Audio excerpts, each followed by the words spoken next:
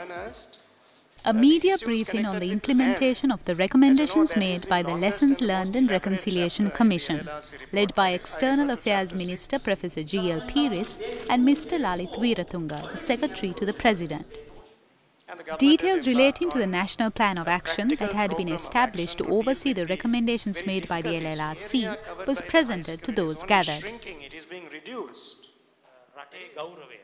Presidential Secretariat has been entrusted with the task of overseeing the National Plan of Action, which will involve many actors from the government and other institutions. Every recommendation that is contained in the LLRC has one or more corresponding activities. Sometimes there is one, sometimes there may be 3 or 4. For each of the activities, we have identified a key responsible agency. For each activity, there is also a KPI, which is the key performance indicator. We will have ongoing discussions with each agency that have been mentioned, or there are others that have not been mentioned, but which are contained in this National Plan of Action. And they are the responsible agencies to implement that particular activity. Our responsibility is to ensure that that particular activity is done on time. That is why this is called a monitoring mechanism. We have almost finished the very difficult task connected with demining. That's almost over. The high security zones, there's only one in the country, in the Palali area. But there again, the area covered by the high security zone is shrinking, it is being reduced. While speaking on the progress the government had achieved with regard to short-term recommendations such as resettlement, rehabilitation of ex-combatants, demining and the shrinking of high-security zones, the government's approach to longer-term recommendations by the LLRC with regard to land and language were also highlighted. With regard to the language issues, which have to do with cross-cultural values, and equipping, in particular equipping public officials who serve in the northern province, bilingual capability, and also enabling the younger generation, the Sinhala and the Tamil communities, to have a basic knowledge of each other's language, because communication is at the root of some of the problems that Sri Lanka has had to deal with in the recent past. The government press briefing went on to say that translations of the LLRC document would be available in both Sinhala and Tamil to the public soon, a welcome proposal to most of the civil society activists who have been calling for it. I would like to mention at this point of time that the LLRC report is also translated into Sinhala and Tamil, will be made available from next week. That this is not sacrosanct. Mr. Weerathunga stated that the recommendations made by the LLRC can be amended wherever deemed necessary in the future.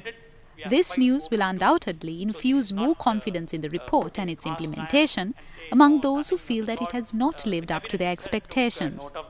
Has the LLRC lived up to its mandate or not is a debatable question today. Here are some takes on the report.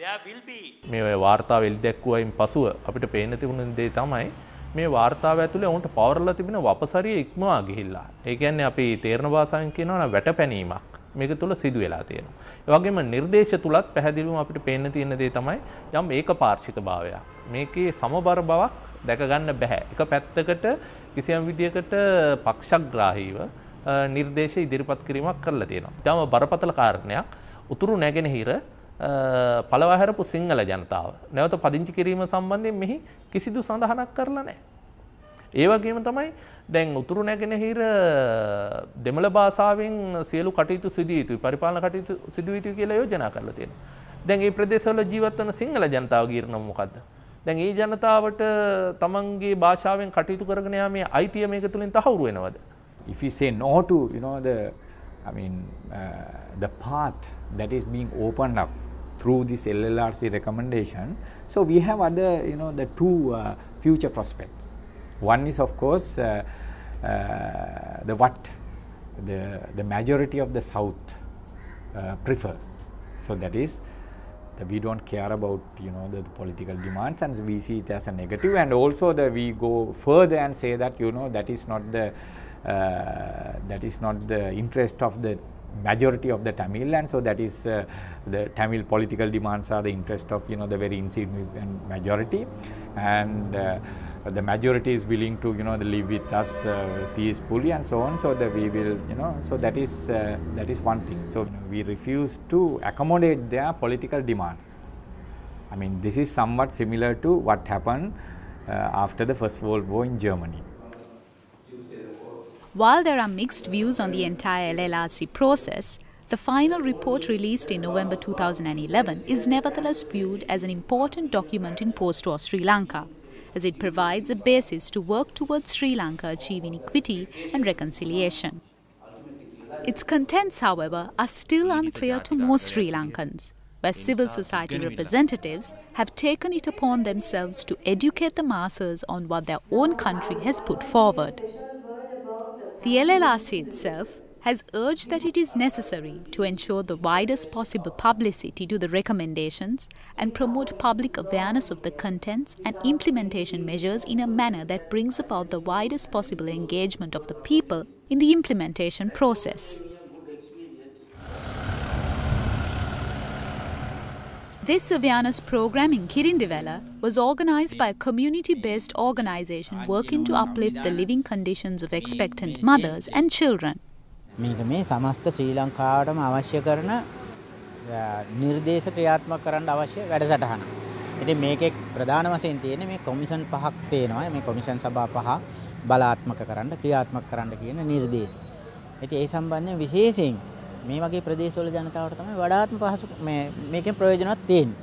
හේතුව මානව අයිතිවාසිකම් උල්ලංඝනය කිරීමක් සිද්ධ වුණොත් පොලිසියෙන් යම් කිසි අසාධාරණයක් සිද්ධ වුණොත් ඒ සම්බන්ධව දැනට තියෙන මානව අයිතිවාසිකම් සම්බන්ධ සංවිධාන උනත් කොළඹනේ.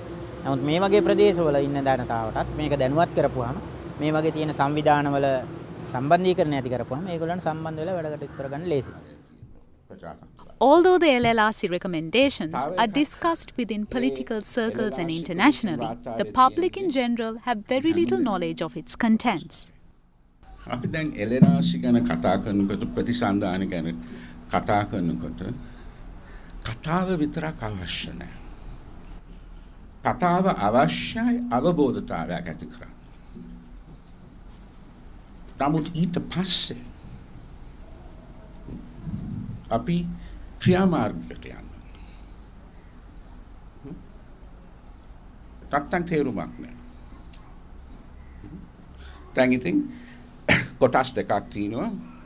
යුද්ධ අපරාධ ගැන මානව හිමිකම් උල්ලංඝන ගැන දෙවෙනි කොටස තමයි විශේෂයෙන්ම යහපාලන ගැන කතා කරලා තිනවා. නිර්දේශ කීපයක් තියෙනවා. තොරතුරු ලබා ගන්න අයිතිය ගැන පනතක් ගේන්න කියලා තියෙනවා. නැවත වරක් ස්වාධීන කමිෂන් පිහිටවන්න කියලා තියෙනවා. දේශපාලන විසඳුමකට යන්න කියලා තියෙනවා. නමුත් ඉතාමත් වැදගත් දේ තමයි මේක. දකුණු ආසියාවේ අධ්‍යාපන ලංකාවේ ඉතාමත් දියුණු වෙලා තියෙනවා. නමුත් අධ්‍යාපන එක්ක නමුත් අපේ යහපාලන අපේ දේශපාලන අපිට දැන් තියෙන සංස්කෘතිය ඉතාමත්ම දුර්වලයි. අපි දන්නවා අපේ ආණ්ඩුව බොහෝ කලක් කිව්වා ජාත්‍යන්තර සමාජයට කිව්වා ඕගොල්ලන් ඇවිල්ලා අපේ රටේ ඇඟිලි ගහන්න එපා. අපේ රටේ යුද්ධ අපරාධ වුණාද නැද්ද ඇඟිලි ගහන්න ඕනේ නැහැ. ඒක අපිම හොයනවා. අපිට මේ උගත් පාඩම් කොමිසමක් තියෙනවා. ඒකේ වාර්තාවෙන් ඔක්කොම හැම දෙයකටම උත්තරයක් ලැබෙයි කියලා ආණ්ඩුව කිව්වා. දැන් අපි මම කෙටි වශයෙන් කියන්නම් ඒකේ උගත් පාඩම් කොමිසමේ තියෙන සමහර නිර්දේශ මොනවද? එකක් නම් වගවීම පිළිබඳ. ඒක නම් ප්‍රධාන එකක් වගවීම පිළිබඳව එක.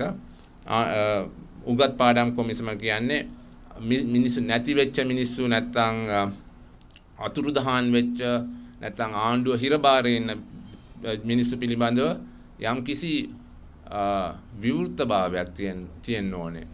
මේ LLRC වාර්තාව සම්බන්ධයෙන් සහ ඒ වගේම ජිනීවා යෝජනාව සම්බන්ධයෙන් විශාල ප්‍රහාරයක් ආණ්ඩුවෙන් එල්ල කරන වෙලාව.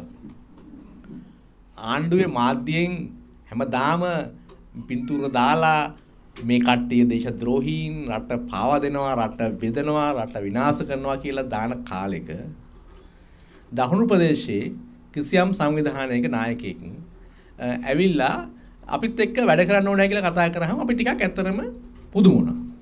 මේ ප්‍රදේශයේ එකම දිස්ත්‍රික්කයක එකම පළාතේ මිනිස්සු අතරෙත් මේ වගේ අවිශ්වාසයක් තියෙනවා.